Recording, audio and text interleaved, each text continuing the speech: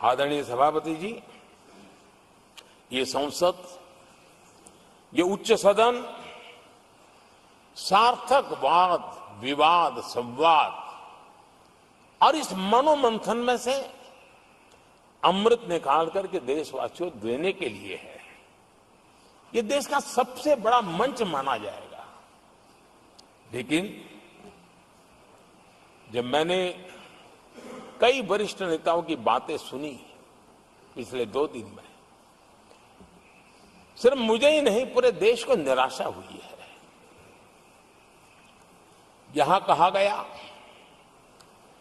कि ये देश के इतिहास का पहला चुनाव था जिसका मुद्दा संविधान की रक्षा था।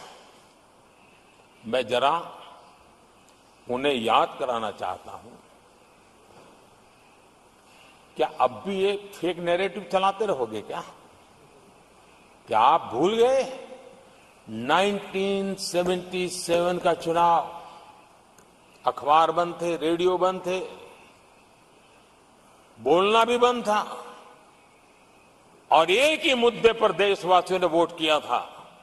लोकतंत्र की पुनर्स्थापना के लिए वोट किया था। संविधान की रक्षा के लिए पूरे विश्व में इससे बड़ा कोई चुनाव नहीं हुआ है और भारत के लोगों की रगों में लोकतंत्र किस प्रकार से जीवित है वो 1977 के चुनाव ने दिखा दिया। लेकिन आप गुमराह कर रहे हो देश को। मैं मानता हूं कि संविधान की रक्षा का वो सबसे बड़ा चुनाव था और उस समय देश की विवेक बुद्धि ने संविधान की रक्षा के लिए उस समय सत्ता पर बैठे हुए लोगों को उखाड़ करके फेंक दिया था। और इस बार अगर संविधान की रक्षा का चुनाव था तो देशवासियों ने संविधान की रक्षा के लिए हमें योग्य पाया है।